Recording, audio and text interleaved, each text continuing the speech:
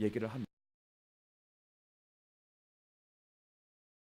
이 사람 도덕고요. 이 당시 지키고 있는 모든 법에 대해서 진실하게 지키려고 했던 유대인임에 분명합니다. 하나만 더 보시죠. 22절로 가보세요. 22절. 자, 이 22절 앞부분에 보시면 이 사람은 어떤 사람입니까? 재물이 많은 고로, 자, 상당한 재산을 소유하고 있던 사람입니다. 이 당시 유대인들의 개념 속에 물질의 부함은 곧 착한 행실로 말미암아 하나님께로부터 받는 복이라는 개념을 가지고 있었습니다. 그래서 부자들은요, 유대인들이 보기에 비난하고 아우 저 인간들 자기들만 알아 이렇게 손가락질 받는 대상이 아니라, 와, 저희들의 삶 속에 얼마나 신실하면 하나님이 그에 상응하는 복을 저렇게 많이 주셨을까. 이게 당시 유대인들의 개념이었습니다. 반대로 가난하며 가난에 찌들어 사는 사람들에게는요, 저 인간 얼마나 죄를 많이 지었으면 하나님으로부터 저렇게 벌을 받냐.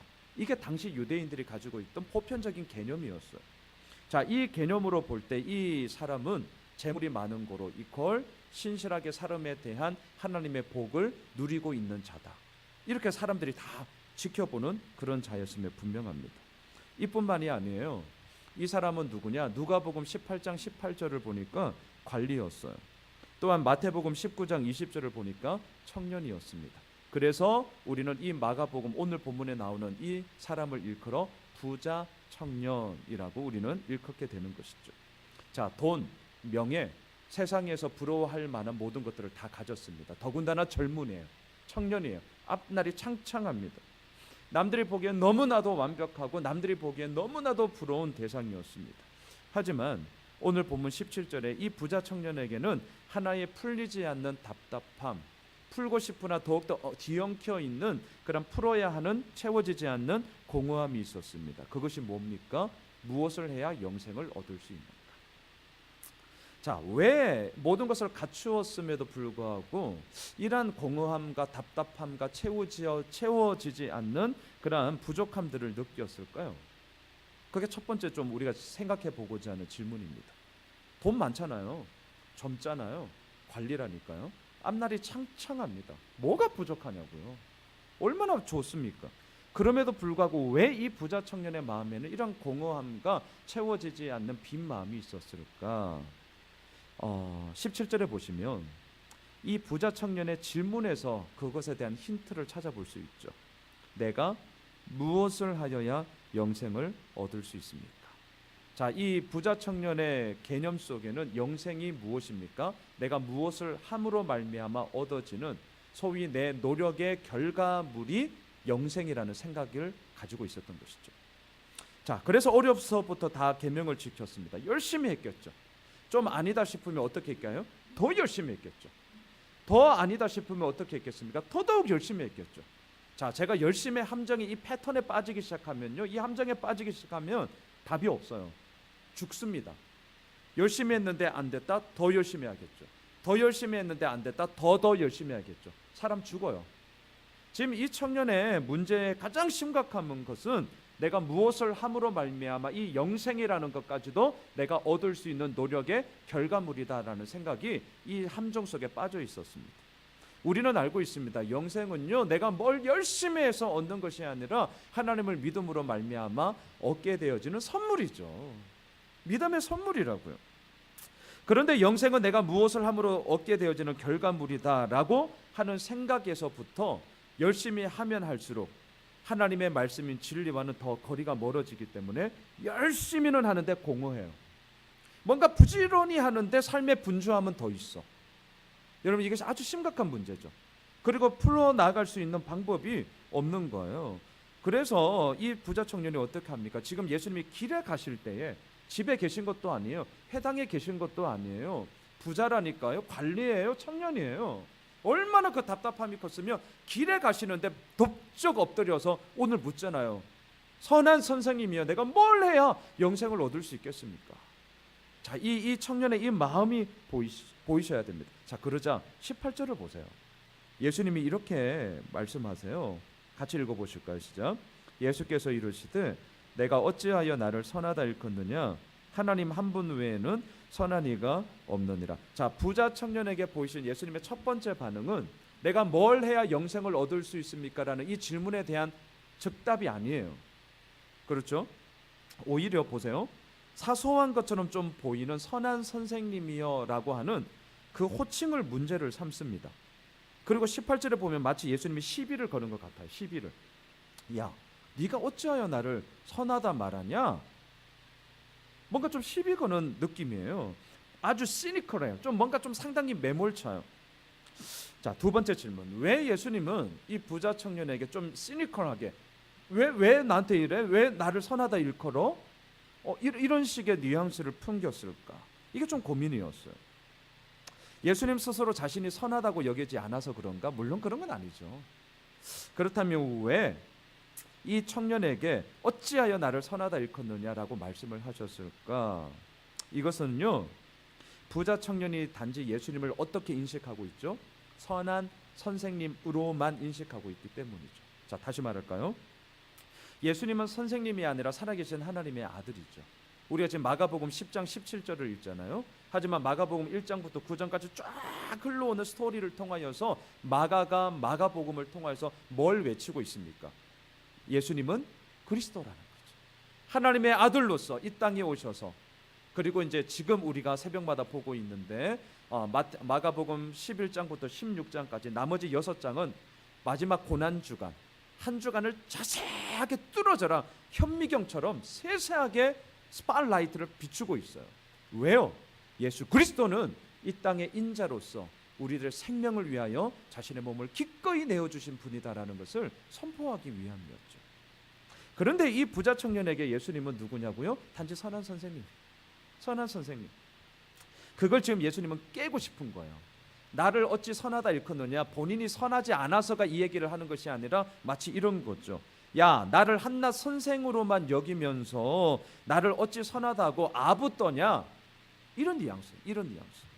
그러면서 뭐라고 하십니까? 뒤에 보시면 하나님 한 분 외에는 선한 이가 없다. 이 말은요, 결코 자기 자신을 내세우는 것이 아니라 하나님 한 분만을 내세우면서 이 부자 청년의 개념 속에 영생의 주체는 하나님의 선물이라는 것을, 하나님께만 너의 초점을 다시금 집중하라는 그의 환기를 각성시키는 얘기죠.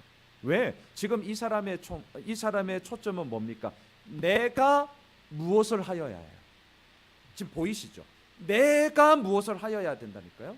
근데 이 마음을 선하신 하나님께로 옮겨야 돼요. 무게중심을 옮겨야 돼요. 바로 그때에 열심을 통하여서 얻어지는 결과물이 아니라 그 하나님께로만 주어지는 은혜의 선물이라는 것이 쑥 들어오는 거죠. 그리고 선한 선생님이여라는 것이 깨어지면서 부자 청년에게 원하셨던 것은 무엇일까요? 오늘 본문의 결론이기도 하지만 너 갖고 있는 거 다 팔아서 나를 따라와라 하잖아요. 따라와라. 그것이 바로 영생의 길을 제시하는 것 아니겠습니까? 하지만 이 부자 청년의 반응은 조금 이따 우리가 보시죠. 자, 그러면서 19절을 다시 한번 보세요. 19절. 앞서 우리가 보았는데요. 살인하지 말라, 간음하지 말라, 도둑질하지 말라, 거짓 증언하지 말라, 속여 빼앗지 말라, 내 부모를 공경하라. 이렇게 지금 말씀을 하셨어요. 자, 우리가 지금 놓치면 안 됩니다. 지금 우리가 보고 있는 이 짧은 본문에 있어서 주제가 뭡니까? 내가 무엇을 하여야 영생을 얻을 수 있습니까?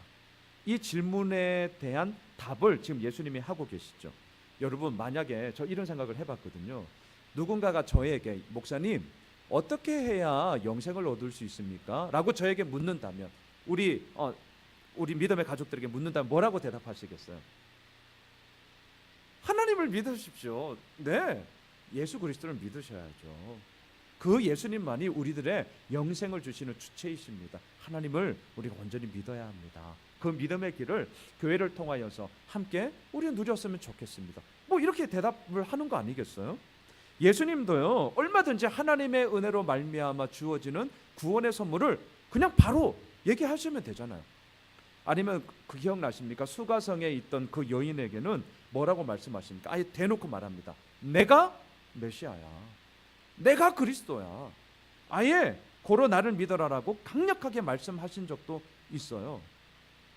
그런데 오늘 본문에서는 어떻게 해야 영생을 얻을 수 있습니까? 라는 이 질문에 저 같으면 바로 즉각적으로 대답을 해서 확 쥐어잡아가지고 그냥 끌고 갈 텐데 예수님이 그렇게 하질 않으세요. 19절 우리가 봤지만 뜬금없이 십계명을 말씀하고 있다고요. 자, 그러면 여기서 생각해 보세요. 왜 예수님은 십계명을 말씀하셨을까? 왜 그랬을까요? 왜? 저는 이게 되게 고민이었어요. 나 같으면 바로 그냥 즉답할 텐데 왜 십계명을 제가 이렇게 둘러서 얘기하는 거 진짜 싫어하거든요. 예수님이 막 삥삥 돌려 너무 어렵게. 자, 이런 생각을 해봤어요. 예수님 왜 십계명을 얘기했을까? 당시 유대인들처럼 십계명을 다 지키면 영생을 얻을 수 있다라고 생각했기 때문일까? 물론 그거 아니죠. 아니면 이 부자 청년이 율법을 지켜서 너 영생을 얻을 수 있을 것 같다라고 생각했기 때문일까? 물론 그것도 아니죠. 왜 십계명을 얘기하셨을까? 저는 이런 생각을 해봤어요. 그것은 하나님 앞에서 내 자신이 어떠한 존재인지를 볼 수 있게 하는 소위 거울이기 때문에 그렇습니다. 거울이기 때문에. 자, 이게 무슨 말이냐? 십계명은 율법의 대표인데 법은 삶의 원칙이죠. 삶의 기준이죠. 그리고 그 법에 따라서 내가 의인인지 죄인인지를 우리는 알 수 있습니다. 율법 중요합니다. 제가 갈라디아서를 통해서 이미 율법과 복음의 관계를 이미 말씀했는데요. 율법은 폐하는 것이 아니에요. 예수님은 율법을 완성시키러 오셨죠. 이거 분명히 우리가 정립하셔야 됩니다. 법은 필요합니다. 왜? 그래야 내가 의인인지 죄인인지에 대한 우리들의 명확한 기준이 법을 통해서 우리는 알 수 있기 때문이죠. 자, 율법을 통해 내가 죄인임을 깨닫게 됩니다. 그러면 우리가 죄인이다라는 사실을 알게 될 때 그 다음 질문이 뭡니까? 내가 어떻게 의인이 될 수 있을까? 당연히 되묻게 되겠죠. 그리고 그 의인이 될 수 있는 길에 대해서 우리는 막 찾게 됩니다. 하지만 거기에서 또 하나 더 알게 되죠. 내가 이 죄를 벗어나는 길은 내가 무엇을 함으로 죄를 벗어나는 것이 아니라 하나님을 믿음으로, 또한 그 믿음의 은혜의 선물로 내가 죄 사함을 얻게 되는 거구나 라는 사실까지 가야 바로 거기서부터 예수 그리스도의 복음과 하나님의 은혜의 풍성함을 우리가 깨닫는 것 아니겠습니까? 자, 지금 예수님이 십계명을 말씀하시는 것은 바로 그러한 이유죠. 다시 말하면 이걸 지킴으로 말미암아 영생을 얻을 수 있다, 이 얘기를 하자는 것이 아니고요. 오히려 이것을 통하여서 너 자신이 어떠한 존재인지를 짜잔 거울을 이렇게 비춰보면서 똘똘히 한번 비추어 보라는 거예요. 정말 네가 의인인지 죄인인지를 비추어 보라는 거예요. 그런데 어떻습니까? 이 부자 청년이 제대로 잘 비추어 보지를 않아요. 우리가 앞서 지금 20절에서 보았습니다. 뭐라고 얘기합니까? 선생님, 이 태도가 아주 저는 당당했을 것 같아요. 딱 이렇게 무릎 꿇을 때는 언제고 이 계명 다 지켰냐라고 할 때 자신 있게 선생님, 저요 그 어려서부터 다 지켰어요. 20절에서 아주 당당하게 대답을 하죠.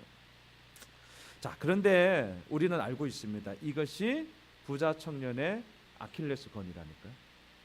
이것이 하나님 앞에 온전히 서지 못하는, 그 공허함을 채우지 못하는 그의 심각한 문제였습니다. 왜냐하면 내가 어려서부터 다 지켰습니다. 소위 나의 의로움이라 할 수 있겠죠.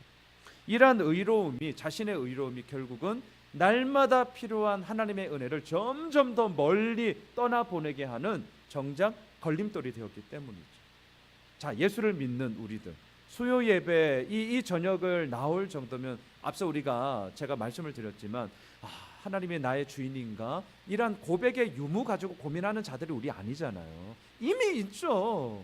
그리고 이미 그 믿음의 여정을 우리는 걸어가고 있습니다. 정말 우리 응원하고요, 우리 서로 격려해야 됩니다. 우리 잘하고 있는 거예요. 너무 자기 비하하지 마세요. 하지만 그 모든 삶의 여정 속에 우리는 더욱더 온전함을 위해 나아가고자 하는 것인데, 그게 제일 큰 걸림돌이 뭡니까? 이게 우리의 고백이잖아요. 나의 의로움이에요. 나의 의로움. 내가 이렇게 했는데라는 그 의로움이 반짝반짝 빛나면 빛날수록 그 하나님의 은혜의 풍성함은 점점 더 사그러들죠. 하나님의 은혜의 풍성함이 적어서가 아니라 나의 의로움이 너무 커서 그걸 잡아먹기 시작하는 거죠. 이게 우리의 고민 아니겠어요? 여러분, 우리에게 그럴 만한 권리가 있다 이렇게 생각하는 순간 하나님의 은혜는 정말 경험하지 못하게 되는 것이죠. 자, 이때 예수님의 반응을 한번 보세요. 내가 어려서부터 다 지켰습니다. 20절에서 이 부자 청년이 이렇게 딱 대답을 하자 예수님이 어떻게 하시냐면, 자 21절을 읽고 얘기를 계속 이어볼까요? 자 21절 같이 읽으시죠. 시작. 예수께서 그를 보시고 사랑하사 이르시되 내게 아직도 한 가지 부족한 것이 있으니 가서 내게 있는 것을 다 팔아 가난한 자들에게 주라. 그리하면 하늘에서 보화가 내게 있으리라. 그리고 와서 나를 따르라 하시니. 저 같았으면 어려서부터 저 다 지켰는데요, 이렇게 얘기하는 그 당당함을 제가 또 이렇게 좀 꼰대 기질이 있어가지고 어쭈시게 봐라 하면서 한번 확 꺾었을 것 같아요. 저 같으면 확 그냥 꼬꾸라지게 뭐 이런 거 있잖아요. 야, 너 틀렸다, 거짓 뻥치지 마 이 새끼야, 이런 거 있잖아요. 그러면서 우리가 알고 있는 것처럼 산상수훈의 진짜 그 깊은 율법의 의미 들어댈 수도 있어요. 예를 들어 볼까요? 간음하지 말라. 그냥 단지 외적으로 나오는 성적 문란함이 간음입니까? 예, 간음이죠. 하지만 예수님의 기준은 우리가 알고 있습니다. 네가 마음에 음욕을 품는 것 자체가 이미 간음이야. 여기에서 벗어날 인간이 누가 있겠어요? 예수님은 이 부자 청년에게 나 어려서부터 다 지켰는데요, 아주 당당한 자기 의로움으로 똘똘 뭉친 그 인간에게 확 산상수훈을 들이대가지고 너 진짜 그래? 이렇게 얼마든지 할 수 있었겠죠. 살인하지 말라도 마찬가지죠. 칼로 찔러서 사람을 죽여야만 살인입니까? 아니요. 예수님은 산상수훈에서 말씀하셨습니다. 네 마음에 저 형제들을 노하는 자마다, 네 마음에 저 형제들에 대해서 욕하는 자마다 이미 살인한 것 아니냐. 아니, 이 기준에 어찌 나는 자유롭다라고 얘기할 자가 누가 있겠냐고요. 그런데 예수님은 그렇게 막 윽박지를 수도 있었는데 오늘 본문에서는 그렇게 하지 않으셨어요. 자, 왜 그랬을까? 저는 이렇게 생각합니다. 단지 겉으로 보이는 현상을 가지고 이야기를 하는 것보다는 근본적인 뿌리부터 고쳐야 되는데, 이 부자 청년의 근본적인 뿌리는 뭐냐? 마음속 밑바닥에 있는 탐욕이었어요. 결국 탐욕. 그래서 아까 우리가 21절에 읽었는데요. 자, 보세요. 10계명 가운데 마지막 10번째 계명이 이거죠. 내 이웃의 집을 탐내지 말라. 자, 지금 예수님은 21절을 잘 보시면 내 이웃의 집을 탐내지 말라는 이 10번째 계명을 명시적으로 제시하는 것이 아니라 탐심에 대해서 구체적인 적용점을 풀어서 21절에서 얘기하고 있어요. 내게 있는 것을 다 팔아 가난한 자들에게 나누어 주라. 이게 내 이웃의 집을 탐내지 말라의 구체적인 또 하나의 적용 포인트거든요. 자, 그러면 이렇게 한번 생각해 보세요. 만일 예수님께서 19절에서는 살인하지 말라, 간음하지 말라, 도둑질하지 말라, 거짓 증언하지 말라, 이건 뭐예요? 십계명에 있는 명시적인 계명을 그대로 인용한 거죠. 그런데 마지막 내 이웃의 집을 탐내지 말라, 마지막 열 번째 계명을 그렇게 얘기했다면 이 의로움에 똘똘 뭉쳐있는 부자 청년이 뭐라고 대답했을까요? 네 이웃의 집을 탐내지 마. 부자 청년의 대답이 뭘까요? 이렇게 아마 대답했을 거예요. 주님, 저 남의 거 탐낸 적 하나도 없는데요. 저 부자예요. 남들이 저 거 탐내는 것 같던데요. 저 꽤 자리 있는 관리라니까요. 저 아직 창창한 저 젊은이에요. 저 부자라니까요. 저 남의 거 탐낸 적 없습니다. 분명 이렇게 대답을 했을 거예요. 자, 그렇게 대답을 하는 것이 자신의 근본적인 문제를 풀 수 있는 답이 아니었습니다. 왜냐하면 예수님은 부자 청년의 마음속에 은밀히 숨어 있는 탐욕을 보았기 때문입니다. 남들은 보지 못해요. 행동으로 나타나지 않았습니다. 그렇기 때문에 더 추하고 더러운 탐욕의 문제가 이 부자 청년에게는 인식이 되지를 못했습니다. 그래서 이 탐욕의 함부를 확 도려내기 위해서 남의 이웃의 집을 탐내지 말라라고 명시적인 계명을 들이대는 것이 아니라 오히려 반대로 네게 있는 것을 다 팔아 가난한 자들에게 주어라 라는 적용으로 이 부자 청년을 딱 건드리는 거죠. 자, 보세요. 지금 부자 청년의 관심은 17절이에요.